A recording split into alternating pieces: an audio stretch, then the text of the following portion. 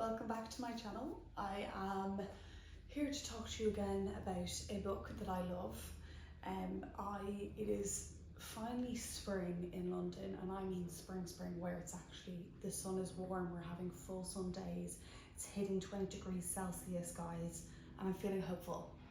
I'm feeling hopeful that winter is over and summer's on the way. And that meant that while I was scanning my bookshelf today, I said I want to talk about a book that makes me think of spring, or makes me think of the hope of spring and the thought of summer. And I looked at this book and I go, yes, this book. Don't know why it was, and then I went back to Goodreads, and it was because I read it around this time of the year. I think it was 2020, 2021, doesn't matter. It was many years ago, and I still remember it very well and very fondly. And that is Ready Player One by Ernest Cline. Now I will say, I did go on to Goodreads and read some reviews just there, and I kind of wish I didn't, because it kind of, I'm really sorry, I think there's some work going on out there, so I'm sorry about that, but hopefully I can get through this with minimum disruption. So anyway, I went on to Goodreads and I was like, damn, why did I go onto this? Because some people made some really good notes, really good comments about why they didn't like the book, and I kind of was like, damn, you may be right, but you're not taking away from my reading experience, because I had so much fun reading this book. I can't explain it. I've talked about books so far that kind of make me think deeply, make me really go get some good introspection going. That even makes any grammatical sense. But this is a book that takes me out of myself. I can read it very easily. I'm not asking for anything huge from it. I just want to be transported to a different world. I want to have loads of fun. I saw somebody talk about how this is only for people who love 80s gaming or something like that. I was like, I didn't even know any of the games that are mentioned. Didn't get an excitement for the references to all the 80s and games and all that kind of stuff. That was not why I loved it. I loved it because, first of all, I like a dystopian world, guys. I love it. So Wade Watts lives in this neighborhood called the Stacks, and it's basically all these different kinds of materials stacked on top of each other, like high-rise apartment buildings, but very makeshift and I don't think particularly safe. And that's where a lot of the world are living, and a lot of the world also, because of the grim reality of the climate, of health, of so many other things, they are using their time plugged into the Oasis, which is this virtual reality game that James Halliday created. I don't know how many years it's been since its creation, but it's basically the most popular thing in the whole world. You basically go to all these places, you can do all these things. Do you even go to school? No. You actually go into school, don't you? I can't actually remember. Do you even go to school? I think you can go to school in the Oasis, but there's so many things you do. Obviously, you have to go out into the real world as well, and there are real life consequences, but a lot of people spend their time in the Oasis. And Wade Watts is one of them. And James Halliday had set this crazy treasure hunt.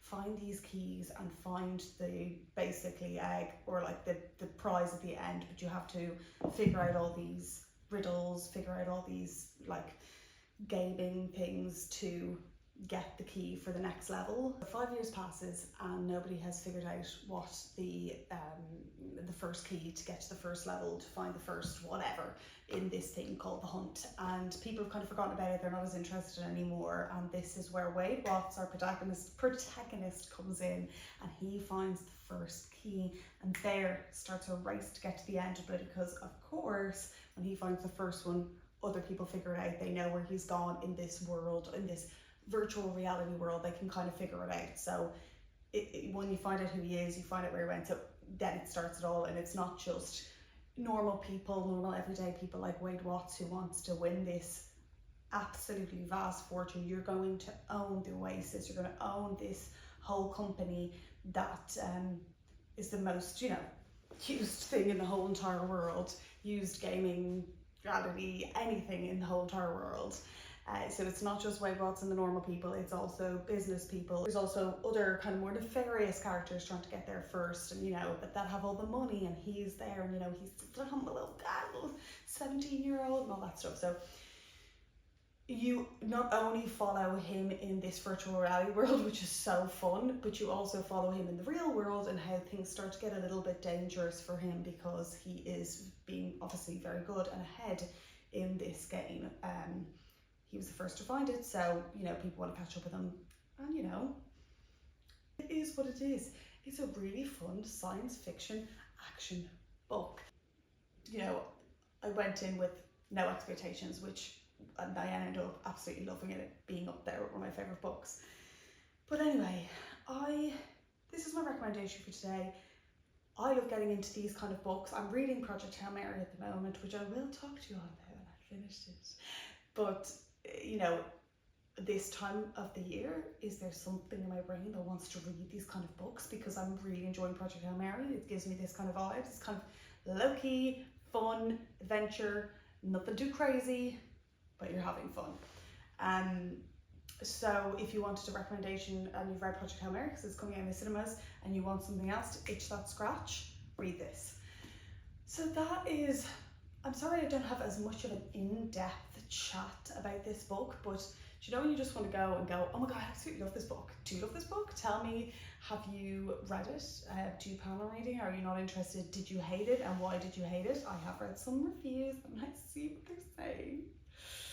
I do see it, but I love it. If you haven't followed me, please follow me. Subscribe. Give this video a like because it actually does really help. I feel like recently I've had people like and subscribe when they're watching my videos, and it's like, it's the smallest amount, but it's amazing for me, and it does do so much help for me. It does do so much help for me. There is sometimes I don't think I can speak the English language. It really helps me and the channel. They're not joking when they say that, it really does. So, are you going to read it? Imagine the world at stake, an epic struggle between good and evil, the greatest quest in history, the fate of humanity resting in your hands. Are you ready? The drama. I don't even think it's that dramatic, the whole book, but that blurb is dramatic. Guys, this is the joy of reading, getting to go to these crazy worlds that people think up one day. I just love it. And I'm so lucky that I read. Do you ever think that to yourself, that I love being a reader and you wish that everyone would be a reader? Because I can have a crappy day, I can have a fine day, I can do whatever, or I can just be having a boring day and I can, instead of being bored, go into a totally different world. There's nothing quite like it. No TV, no film, no scrolling on anything will ever compare to reading a book that you're really enjoying and going into that world. And the world doesn't have to be a crazy world like this. The world can be just a normal world, but it's not your reality, and I just love it, and I feel so grateful every day that I read. That's it from me. Hope you enjoyed it, and I'll see you on the next one. Bye.